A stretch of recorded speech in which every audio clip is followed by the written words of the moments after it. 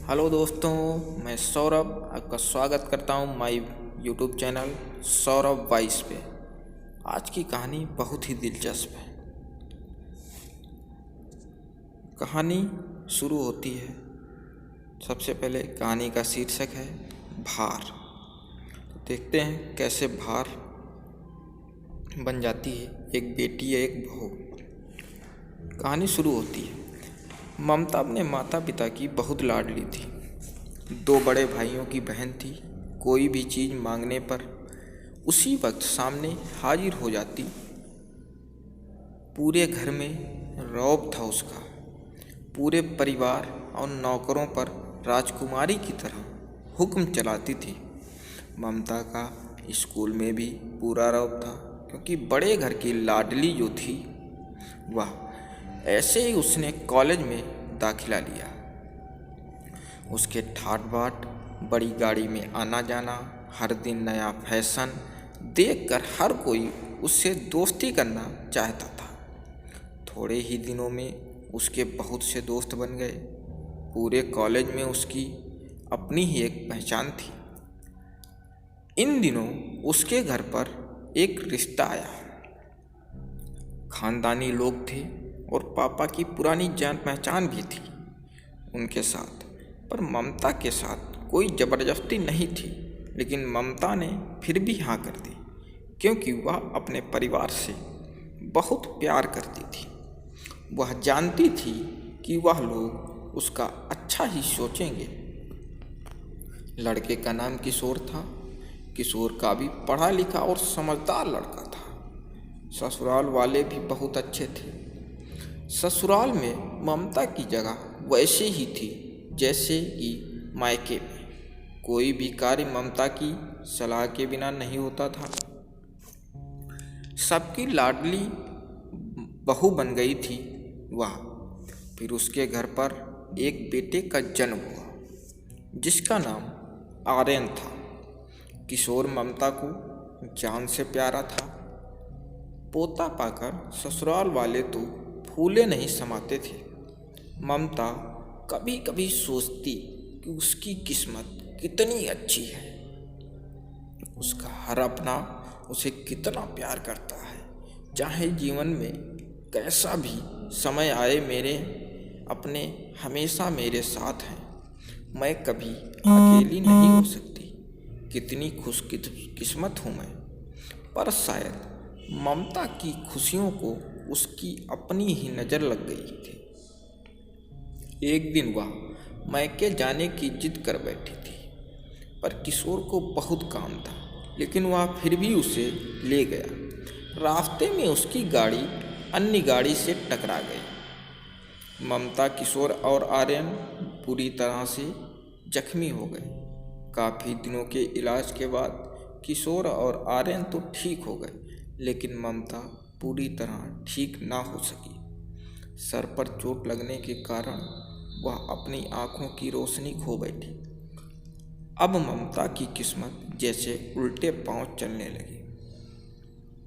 मायके वाले कुछ दिनों तक उससे मिलने आते रहे, फिर कभी कभार फ़ोन ही करके पूछ लेते कि अब कैसी हो। धीरे धीरे ये सिलसिला भी कम हो गया।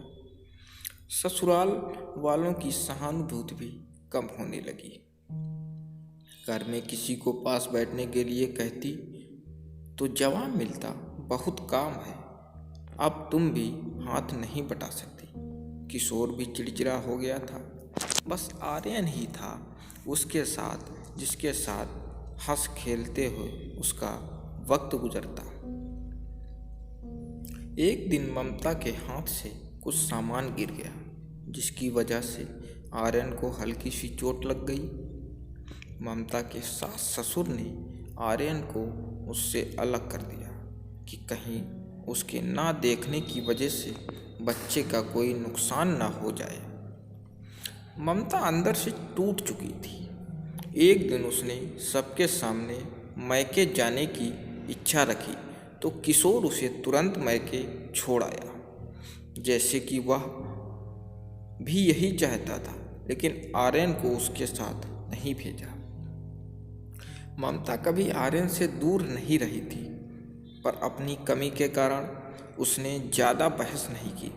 ममता को लगा कि वह 3-4 दिन वहाँ रहेगी तो थोड़ा हवा पानी बदल जाएगा, क्योंकि वह कितनों दिनों से कहीं भी बाहर नहीं गई थी। घर वाले भी इतने दिनों बाद उसे देखकर कितने खुश होंगे। ममता के घर पहुंचने पर सब लोग बहुत खुश हुए। खाने में सब कुछ ममता की पसंद का ही बना था। उसने अपने मम्मी पापा और भाई भाभीियों से दिल खोल कर बातें की। उनके छोटे छोटे बच्चे भी बुआ के साथ घुल मिल गए थे। रात को सोने के वक्त जब वह कपड़े बदलने लगी तो उसे पता चला कि उसका बैग तो बहुत भरा हुआ था। वह सब समझ गई। वह बहुत उदास हो गई। कुछ दिनों तक तो सब ठीक रहा, फिर जैसे सब बदलने लगा, सबका व्यवहार बदल रहा था। वह लोग जैसे थक चुके थे उससे। सब लोग घुमा फिरा कर पूछने लगे, किशोर कब आ रहा है? उसे ले जाने वह बहाना बना देती, जबकि वह जानती थी कि उस घर में अब उसके लिए कोई जगह नहीं है। ममता से चलते वक्त कुछ न कुछ नुकसान हो जाता। थोड़ी बहुत टोका टाकी उसे सुनाई देती, वह टाल देती। एक दिन उसके हाथ से लगकर एक कीमती फूलदान टूट गया। छोटी भाभी ने बहुत हंगामा मचाया। ममता के माता पिता रोज रोज के झमेलों से तंग आ गए थे। उन्होंने किशोर को खुद से फ़ोन कर दिया। किशोर ममता को अपने घर ले गया। ममता को अपने परिवार वालों से ये उम्मीद न थी। जिस ममता के कहे बिना घर में एक पत्ता भी नहीं हिलता था, उस घर के लिए वह अब बोझ बन चुकी थी। किशोर के साथ ससुराल आते वक्त वह बहुत खुश थी, क्योंकि वह अपने घर जा रही थी, अपने जिगर के टुकड़े आर्यन के पास। परंतु यह खुशी भी कुछ पल की ही थी। सारा बंदोबस्त पहले ही किया हुआ था। ममता को सीधे ऊपर वाले कमरे में पहुंचा दिया गया। आर्यन से दूर रहने की सख्त चेतावनी दी गई। एक काम वाली लता को उसकी जिम्मेदारी सौंपी गई, जो उसके खाने पहनने जैसी ज़रूरतों का ध्यान रखती। ममता ज़्यादातर चुप ही रहती। कभी कभी काम वाली लता से थोड़ा बतिया लेती। उसके जरिए आर्यन का पता चल जाता।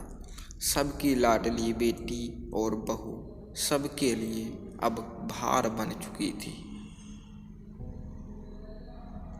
हेलो दोस्तों, कैसी लगी आपको ये कहानी? अच्छी लगी हो तो कहानी को शेयर करें और लाइक करें। हमारे चैनल सौरभ वॉइस को सब्सक्राइब करें। धन्यवाद।